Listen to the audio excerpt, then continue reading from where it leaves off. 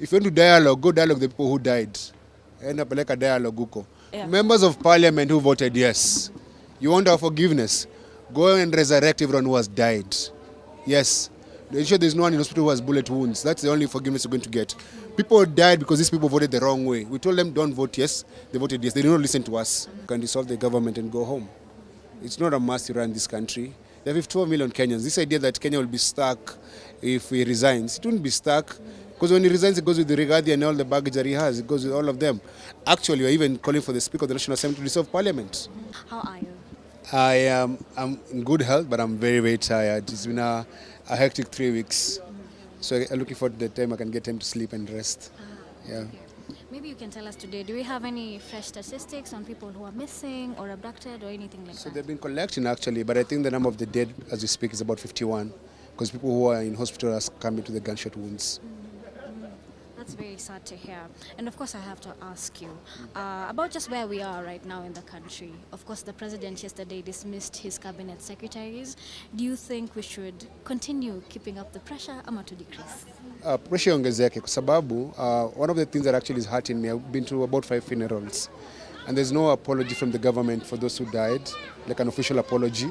The president hasn't even bothered to call any of the parents to condole with them. We're talking about dialogue, but you can't have dialogue without justice. And we're even saying, why is Kome in office? Why is Amin in office? The people are responsible for these killings are still in office. The killer cops are still in office. So there's no happiness actually. So him firing these people doesn't make a difference to the people who lost their loved ones. So it's too little, too late. So, Bonnie, that means you're not contented with what President did yesterday? We are not contented with that because it's just a small action to reduce the pressure, but the pressure must continue. People have died, people are still being abducted, and no one has resigned from the police. The killer cops haven't been arrested, so there's nothing to celebrate. So can you mention some of the things that maybe you want president to make sure amezitoa? For example, what Eric Omondi mentioned, akasema hivi na hivi na hivi. And I know you guys are doing the same thing. From Bonnie, what else do you want our president to do? Wow. So at this particular moment, I think the humane thing for him to do is talk to those families who lost their loved ones. Release everyone who has been abducted. Kama kuna mtu alishikwa, pia achiliwe. There are people who have fake charges in court. They should be all released without any charges. And then we want IBC reconsidered within the next 30 days because we need to start recalling members of parliament. But also telling the president, if you think you can't be able to run this country, you can dissolve the government and go home. It's not a must to run this country. There are 12 million Kenyans. This idea that Kenya will be stuck if he resigns, it won't be stuck. Because when he resigns, it goes with the Rigathi and all the baggage that he has. It goes with all of them. Actually, we're even calling for the Speaker of the National Assembly to dissolve Parliament. Yeah. But if President resigns, what next? No, we'll have fresh elections. Everything you're asking for is in the Constitution. There's nothing new. We just have fresh elections and then elect someone who cares about us. Yeah. And we have those MPs who voted yes, and right now they're asking for forgiveness, apology outside there. And you know, some of the Gen Zs are still visiting them. Yes. You as the leader, not leader, you're not the leader. You as the, yes, activist. Maybe what do you have to tell them? Members of parliament who voted yes. You want our forgiveness? Go and resurrect everyone who has died. Yes. Ensure there's no one in hospital who has bullet wounds. That's the only forgiveness you're going to get. People died because these people voted the wrong way. We told them don't vote yes. They voted yes. They did not listen to us. They're lucky they're still alive. People have died. Yeah. So keep that pressure. Otherwise kuja kwenye nyumbani, mwambie aende ahame huko anatafuta nyumba nyingine. And today if you were maybe given a position to be a cabinet secretary, would you take? I would never work for a thief. What if he resigns? Then there will be no government. Yes, so what is your question? You never work for a thief. No, yes, they said I will never work for a thief. My son is very clear. I can't work for a land grabber and a murderer. It's very clear. Yeah. There's no discussion about that. Yeah, and of course we have to ask you, there are those sentiments that Farah Maalim made, and we feel like the government is taking too long for justice to be made. What are your feelings on that? No, this country works in a very funny way. You are guilty until proven rich. As long as you're rich, you can never be guilty. Farah Maalim Lorena is in Sarova Hoitsans. I've done a tweet about it. He's enjoying his life. If it was me saying such words, I would have been arrested the same day. There's not even someone who would have tracked me and arrested me. But poor people can't get justice in this country. That's why we need to change the system. And we've had long, it's like a month. Boni hajapumzika, by the way, honestly speaking. When are you planning to, when the two tulie tu seme now it's done? Rest when I die. Because there's work to be done, man. And like now, all I want is a bed. Yeah, but it is. Are you still coming out on Tuesday? Yeah, I'm gonna be there. The thing about this, the last 3 weeks, is that there's so much emotional toll on some of us.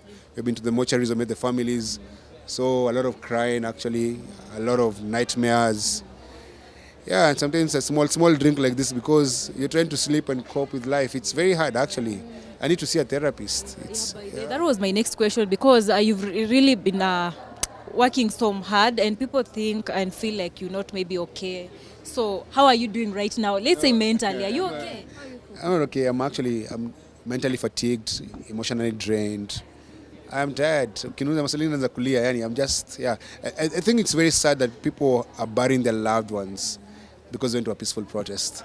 And what's very annoying and hurting is that the men and maybe women who sponsored the goons haven't been arrested.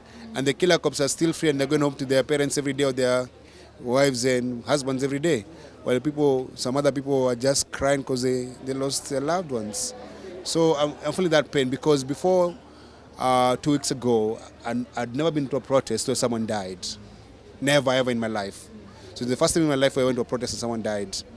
And we did not kill them, but there's a guilt to carry in your heart and feeling like unasikia tu chungu on behalf of the family. So I empathize with the family, and I say, I hope they get justice. Right, lastly, talk to our genz. Tuongeleshe pale kwenye kamera. Ni aje wase emergency manze, mimi na walombo tove, tunaanguka nao. Tuonane Tuesday kwa barabara. Mtokeleze wherever you're in the country, show up. We're not only standing up for our rights, we are going to the streets to say, Kome, the killer must resign. And we're also saying that we are going to the streets to honor those who sacrificed their lives for us and for a better country. And because for what you did in those protests, Kenya has changed forever. And then kusalimia hao ma MPs na MCAs. Mtu wote ambao anakusumbua unamsalimia and msiogope. You are liberating this country. You are the true liberators and freedom fighters. Ya mwisho, about our baba Raila Amolo Odinga. Juzi alikuwa na president, and pia alikuwa amepanga dialogue, but tukaona kasalimiwa. I think alisalimiwa. Yes. What's your take on that? No, Raila Odinga, my friend, you have done your part for this country, and you shook hands with Moi, you shook hands with Kibaki, you shook hands with Uhuru, now you shook hands with Ruto. But this particular movement, don't shake hands with anyone, because you're not part of us. And even me, I'm a millennial, I'm not a Gen Z. So sisi kama wazee tukae kando. You're old enough to be my dad. Me, I'm the same age with Raila Jr. And guess what? Your grandkids are the ones fighting now for this fight. Waachie hii vita. Hii vita si yako, waachie. Watu wa ODM na Azimio wanapiga mdomo ya majenzi, wachana nayo. Focus on your party and your politics. Gen Z will deal with Ruto. Mwachieni Ruto. Hii mambo ya kuingililia tufanye dialogue. If you want to dialogue, go dialogue with the people who died. Napeleka dialogue huko. Because you're asking for justice for the victims before anything else. Na reparations, compensation for the dead. But mzae baba kaitu kando. Asiharibu movement ya watoi. Yeye ni babu. All right, thank you, Bonnie.